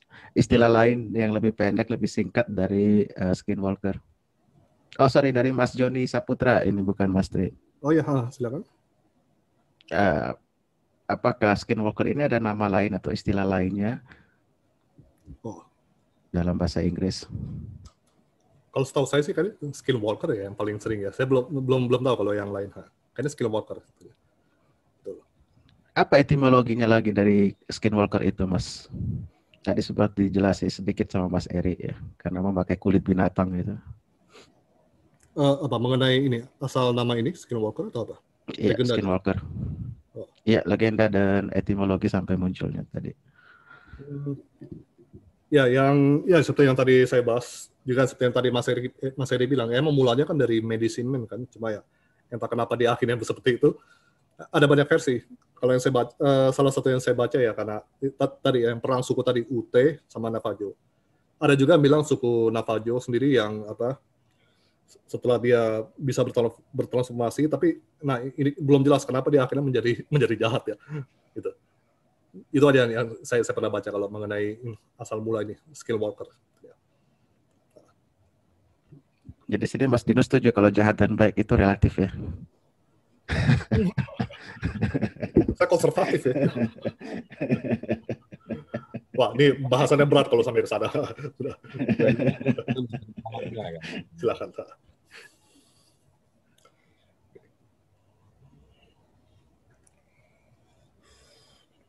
Tadi suara siapa yang mau bertanya? Ya, saya tadi.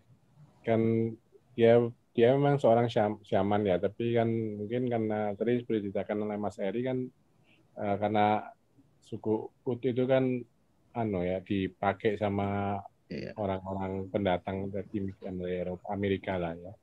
Itu terus yang suku Navajo-nya itu kan berusaha untuk mempertahankan tanahnya sehingga mereka kemudian berusaha untuk ya menyerang secara istilahnya kalau di sini secara gaib lah, secara mistis ke orang-orang lain. Paling tidak ya memang mungkin supaya tanahnya nggak dikuasai oleh pihak lain. Iya betul Mas. Seperti kayak legenda si Pitung atau Robin Hood ya. Buat orang yang ditolong dia baik, tetapi buat pihak yang berlawanan sama dia ya dia jahat. Ya jahat enggaknya kan relatif. Artinya kan dia punya ilmunya dan ilmunya digunakan. Soalnya kalau tadi ada yang tanya yang banyak mengenai di Indonesia itu ada enggak seperti ini ya, saya sih tertarik dengan yang di Gunung Kidul sih sebetulnya. Saya pernah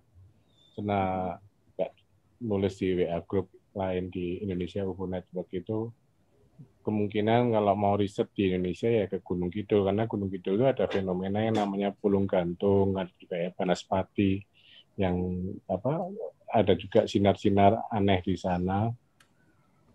Termasuk juga ada kasus ternak yang mati misterius, walaupun kalau pihak resminya itu mengatakan bahwa itu diterkam anjing liar sih mungkin, atau anjing hutan mungkin ya. Tapi ya nggak tahu kan, kalau gitu kan masih perlu kalau ada yang mau riset mungkin harusnya bisa ke Gunung Kidul sana.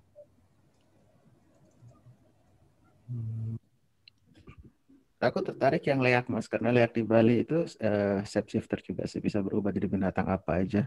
Atau mungkin kayak di Sunda ya, ada harimau jadi-jadian itu juga ya, bisa berubah jadi harimau. Orang berubah jadi harimau, aku lupa namanya. Atau tadi aku contohin babi ngepet, tapi itu babi sih.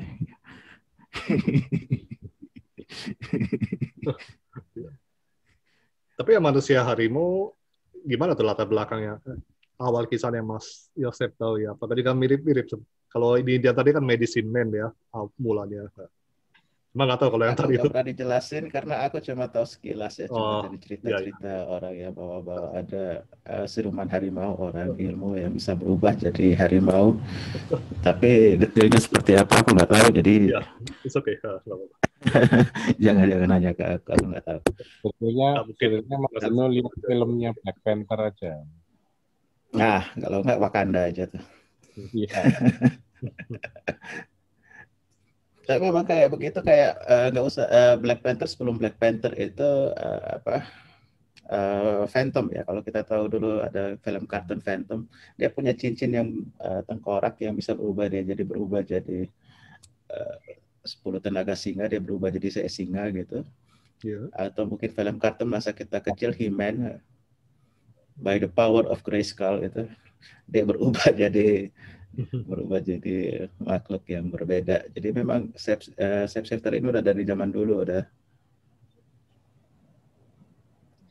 Ya. Kenapa tadi siapa yang suaranya masuk?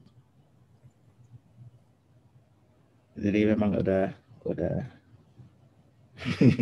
yang Mas Reza berspandek ungu ya.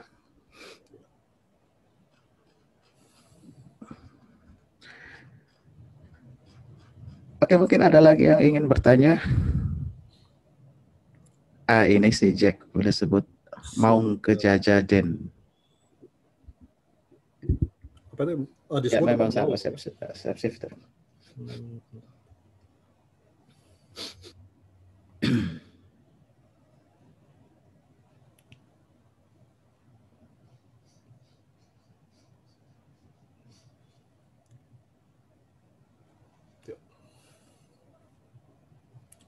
Nah, ini ada yang lagi yang ingin bertanya. Nah, siapa? Agung Buddha ya, Reis.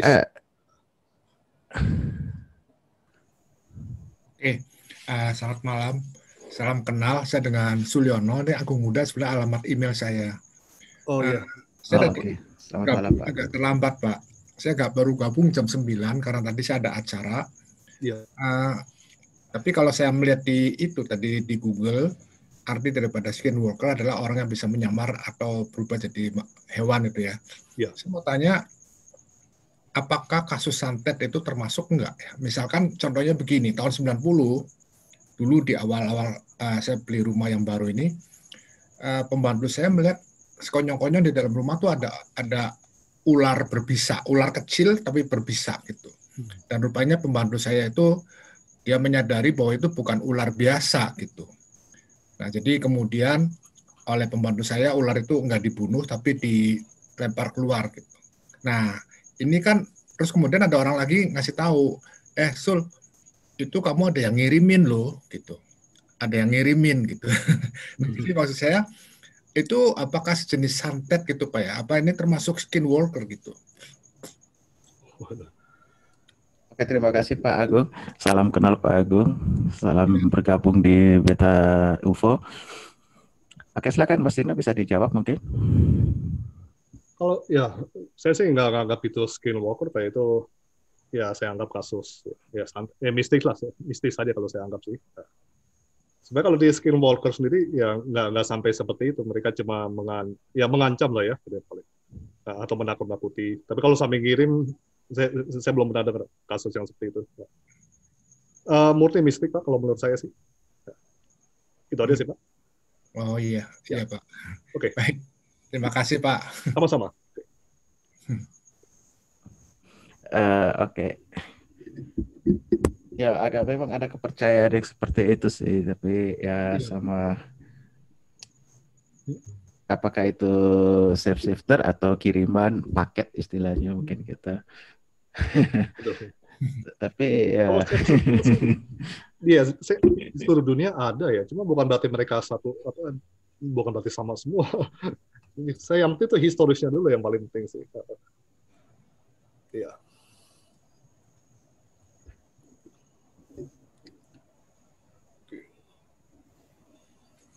Oke, ada lagi mungkin yang ingin bertanya? Mas Dino. Iya. Silakan Mas Romi. Tadi kan Mas Dino bilang tentang mistik itu tadi kan yang Mas Dino bilang adalah mistik gitu. Tapi kalau menurut saya dari paparan tentang skinwalker ini, sepertinya itu adalah mistik semua Mas Dino. Ya, emang termasuk mistik. Macam maksudnya ada perbedaan dalam ininya loh apa? Mereka melakukannya gitu loh. Dan juga ini, bukan hanya melakukannya. Kalau ya emang betul skinwalker itu jelas masuk mistik. Cuma kenapa ada UFO itu yang jadi daya tarik yang buat saya. Dan jadi pertanyaan juga buat saya tuh Mas. Ada UFO-nya. Apalagi tadi ada black triangle lah gitu dia. Seolah-olah ini kok bisa dua hal yang sebetulnya nggak begitu nyambung kok bisa bersamaan muncul di situ. Itu sih Mas Romi. Iya. Yang lihat bedanya di situ aja. Oke Mas. Kalau penjelasannya dari Mas Agus Rifani kan UMO sendiri kan tertarik pada hal-hal yang sifatnya paranormal. Iya.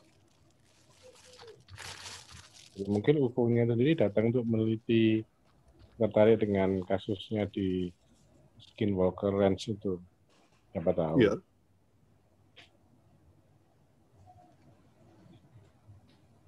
Jadi manusia dan UFO sama-sama heran sama Skinwalker Ranch ya sebenarnya. Nah,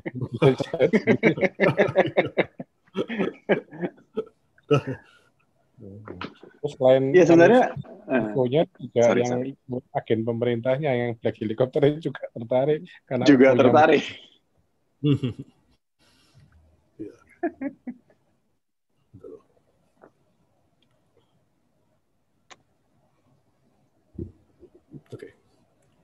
Oke.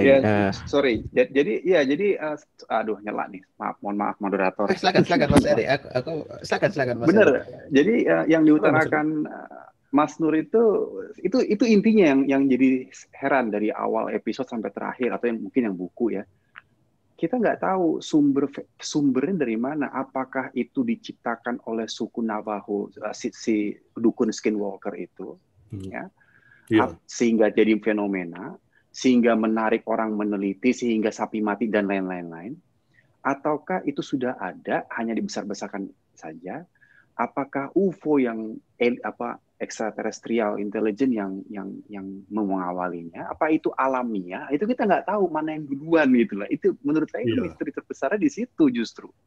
Apakah semuanya berkaitan? Nah, gitu loh.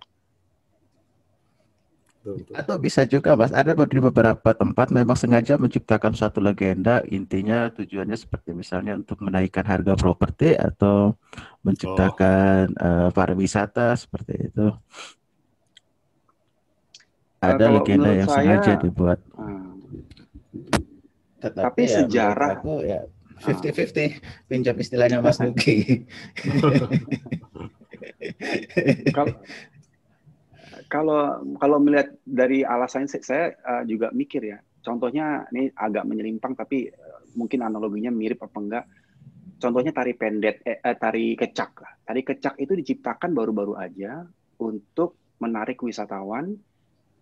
Setelah saya cari tahu bahwa ini ciptaan baru-baru aja, nggak ada orang Bali punya tari kecak ternyata. Nah, sedangkan mitos atau sejarah ini sebenarnya bukan mitos ya, ini udah sejarah bangsa Native American bahwa emang pernah terjadi penindasan suku Ute tadi terhadap suku Navajo tadi, dan Skinwalker itu julukan si dukunnya emang ada gitu. Yang mitos adalah si dukun bisa berubah wujud, dan pengkutukan itu tidak mitos, itu memang dikutuk, sejarahnya begitu. Tapi yang mistis mitos hanya dukunnya tuh bisa berubah wujud, masih hidup sampai sekarang.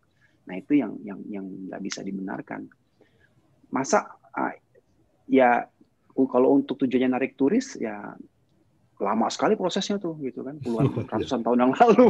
Iya. Gitu loh. Dan ini loh, Kalau skinwalker saya nggak bukan begitu cuma setuju ya kalau ada. suku Navajo itu ya. Ya, jadi banyak natif Amerika itu punya legenda yang mirip kayak Apache juga punya yang tanahnya dikutuk lalu berubah itu jadi satu teror. Atau kita mungkin kenal Iron Hawk itu yang burung besi yang di danau, salah satu danau itu, aku lupa nama suku. Yang sempat dicurigai juga adalah itu penampakan UFO, dibilangnya itu penampakan UFO. Nah, seperti itulah. Ada beberapa memang legenda diciptakan, tujuannya memang baik, selain untuk menarik pariwisata, juga melindungi eksistensi dari spesies tertentu. Misalnya ada yang bilang dilarang berburu elang botak karena nanti bald eagle itu kalau dibunuh nanti tanah roh leluhur dari si natif Amerika ini akan marah. Atau burung kondor misalnya, burung kondor itu burung pemakan bangkai yang besar, yang botak, yang memang populasinya sudah dikit, dan itu dikaitkan juga dengan mistis. Ya, seperti Thunderbird itu Mas Reza, benar, Thunderbird. Itu sama, Thunderbird atau Iron Hawk itu sama.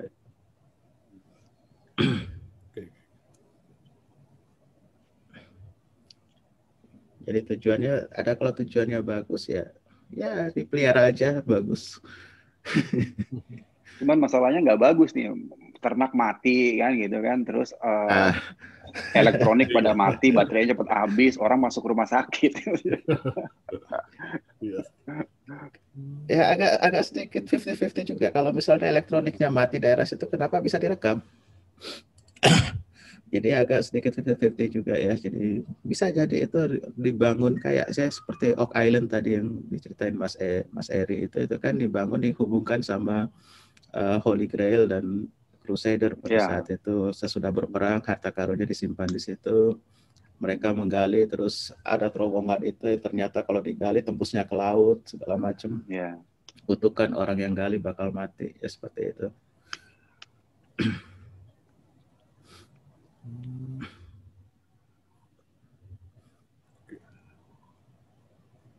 Ada lagi yang mungkin ingin bertanya? Mari kita populerkan Gunung Kidul biar banyak turis. Atau Gunung Padang bagus itu. Mumpung kita lagi habis pandemi, efek ekonomi drop begini, kita kembangkan. Cuma ide Mas Nur tadi untuk mendalami yang dari Gunung Kidul itu menarik. Mungkin bisa Mas Dino sebagai orang yang tertarik dengan hal-hal seperti kriptozoologi atau demonologi itu bisa dalami next ke depan. Mungkin Mas Dino bisa present mengenai hal itu. Oh iya, Mas. Iya. Oke. Kalau bisa pakai data yang terbaru. Data, iya, betul.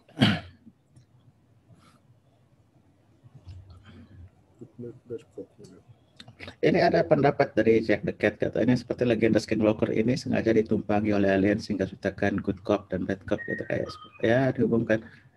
Ya bisa jadi, tetapi kalau memang kebetulan ada, karena UFO sendiri seperti yang tadi dibilang oleh Mas Eri itu, yang di serial itu dimunculkan terlihat seperti UFO Tic Tac yang terekam Aegis Navi itu ya.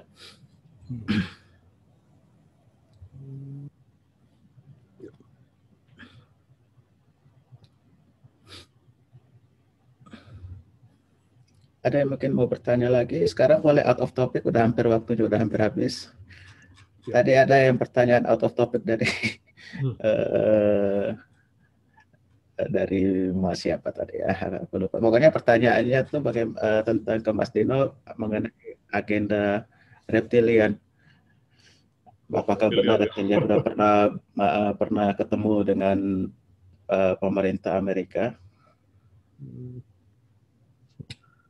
Ya kalau saya pribadi sih, saya sih nggak meyakini itu ya kalau reptilian menyusup di pemerintah itu. Tapi kalau Mas Dino percaya adanya reptilian enggak?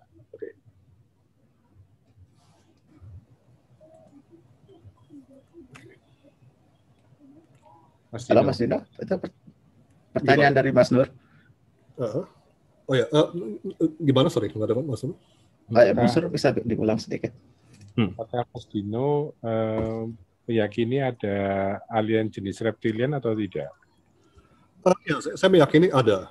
Cuma kalau cerita masa menyusup ya, saya nggak percaya kalau sampai ke situ ya. Tapi kalau rasnya alien ada, karena kesaksiannya kan banyak.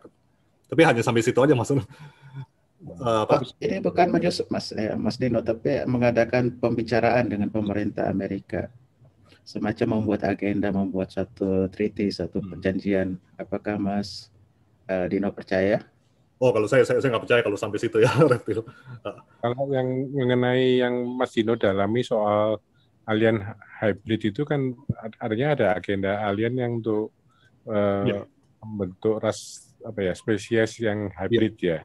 Itu melibatkan pemerintah Amerika atau tidak? Ya, kalau menurut saya maksud sih sama sekali nggak melibatkan ya. Mereka nggak terlibat di situ. Ya. Artinya bukan pemerintah Amerika secara resmi, tapi mungkin orang-orang yang dulunya berkuasa gitu di balik itu. Oh iya, saya tahu maksud. Saya nggak ada sama sekali maksud. Mereka nggak berhubungan. Ya. Terus bagaimana pendapatnya Mas Dino tentang misalnya Freemasonry misalnya itu? Apakah mereka berhubungan dengan alien? Kalau menurut saya sih Freemasonry ya nggak sampai ke alien ya, punya hubungan ke sana. Saya nggak tahu apa yang mereka percaya ya. Atau ada nggak secret society yang kira-kira berhubungan dengan alien? Iya, saya pernah baca, cuma namanya saya nggak tahu maksud. Cuma yang saya baca cuma secara dibilang umum aja. Pernah melakukan hubungan dengan ya mereka sebut makhluk asing gitu. Itu aja maksud. Cuma definisinya saya belum tahu itu. Jadi maksud saya gini, apakah Mas Dino meyakini berarti ada secret society seperti yang diceritakan tentang yang di Jerman waktu zaman Nazi yang Vril Society atau society itu yang katanya berhubungan juga kontak dengan alien gitu. Bagaimana pandangan Mas Dino? Itu berarti masih bisa masuk dalam pemikirannya Mas Dino atau itu sangat tidak mungkin terjadi? Kalau untuk Jerman, Vril Society masih masuk, Mas. Masih. Kan yang terkenal kan siapa? Maria Orsic ya, yang artinya kalau misalnya di Jerman itu di tahun-tahun 39 sampai 45 itu bisa terjadi ada kontak dan hubungan kerjasama agenda dengan alien, kan bukan hal yang mustahil itu juga terjadi di Amerika. Ya. Kalau menurut saya sih, kalau di Amerika itu nggak terjadi ya. Kalau di Jerman ya masih terbuka kemungkinan itu bahwa mereka secret society Jerman ya pernah berhubungan dengan makhluk asing ya. Tapi itu menurut maksud ya. Karena kan banyak sekali ahli-ahli Jerman dan juga mungkin juga masuk secret society-nya Jerman yang kemudian masuk ke Amerika kan waktu di paperclip itu tahu bahwa ada filmnya kan, film serinya juga tentang NASA itu, orang-orang NASA itu juga punya kepercayaan mistis juga kan. Oh ya ada, saya pernah baca itu. Artinya kan apa yang terjadi di Jerman di waktu Perang Dunia Kedua, di mana ada agenda dengan alien itu kan bisa saja tetap terjadi tapi sekarang mereka berusaha untuk menggandeng negara yang adikuasa yang lain, karena kalau dulu kan Jerman dianggap sebagai like gitu, terus ini kan jadi yang kekuasaan yang keempat gitu. Artinya jika memang alien punya agenda seperti itu, dia menurut saya sih, ini pandangan saya, kan mungkin rasanya mereka tidak akan menyerah begitu saja atau selesai kan. Kalau mereka tetap ingin meneruskan agendanya, mereka akan berusaha untuk tetap berkolaborasi atau mungkin anggap aja konspirasi dengan negara yang dianggap bisa memenuhi kebutuhannya mereka. Ya. Artinya kan kalau misalnya Mas Indo tidak menutup kemungkinan bahwa di Jerman terjadi seperti itu, kenapa di Amerika Mas Indo sangat meragukan atau sangat tidak meyakini? Ya sebenarnya gini, ya dari Jerman aja saya sebetulnya nggak begitu yakin kalau mereka bisa buat flying saucer ya. Emang ada blueprint-nya, tapi bukan berarti mereka sudah menciptakan gitu. Tapi kalau masuk mereka percaya kayak Free Society ya ada tentu ya. Cuma maksudnya kalau menurut saya mereka nggak sampai bekerja sama seperti itu. Jadi kalau di Jerman aja nggak kerjasama, ya tentu di Amerika juga nggak terjadi seperti itu. Ya, tapi kan yang di Jerman kan Mas Dino meyakini kemungkinan ada kerjasama. Dan di Amerika juga terjadi banyak sekali kasus alien abduction kan. Iya. Dibandingkan dengan di negara lain. Gitu. Di negara lain boleh dibilang kan beda sekali kasusnya dengan di Amerika yang sangat-sangat banyak. Nah, itu kan diperkirakan ada semacam agreement dengan pemerintah waktu itu, mereka mengizinkan untuk dilakukan seperti itu kan. Oh, secret treaty gitu maksudnya? Iya, seperti itulah. Okay. Nah, ini kan masih areanya riset dan minat studinya Mas Dino yang tentang alien abduction dan juga hybrid itu kan banyak di Amerika gitu. Yeah. Nah, tapi kalau misalnya Mas Dino melihat bahwa enggak mungkin ada kerjasama dengan alien atau enggak ada alien agenda di Amerika misalnya, kok kayaknya nanti menentang gitu. Iya, enggak sinkron gitu loh. Itu apa ya pandangan pemikiran saya sih. Ya begini masuk kalau menurut saya sih, misalnya di Jerman Mas Dino nggak percaya exopolitik ya? Nggak terlalu percaya lagi saya. Dulu ya sempat tertarik, tapi lama-lama saya meragukan semua itu exopolitik. Michael Salla itu kan, ya salah satunya ya tokohnya. Di salah satu presentasi Mas Dino bilang MIB itu agen UFO alien yang bekerja sama dengan pemerintah. Ya berarti kerjasama dengan pemerintah.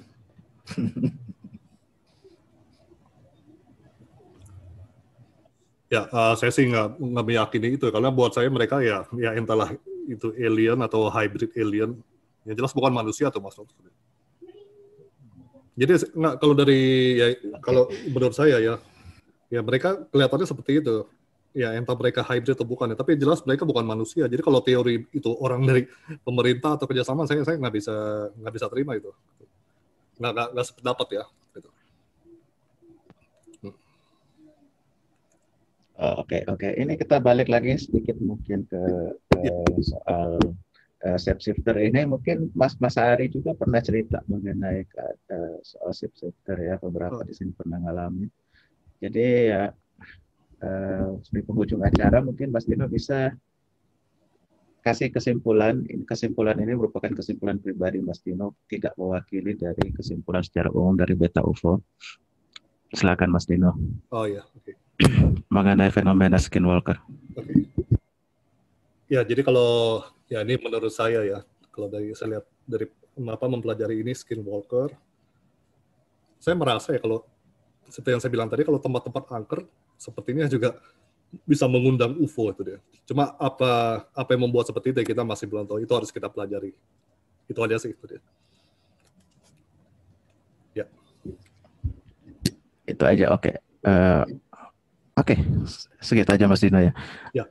Oke Mas Dino, terima kasih sudah hadir malam ini memberikan presentasi mengenai skinwalker. Ya. Kita berikutnya akan memasuki acara bebas. Ya.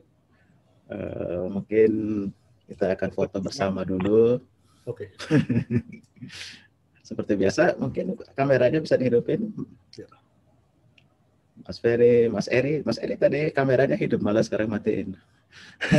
Saya akan screenshot. Ya. Oke, saya tunggu. Oke, 1, 2, 3. Oke. Terima kasih semua yang udah hadir malam ini. Kita nanti ketemu hari Rabu depan.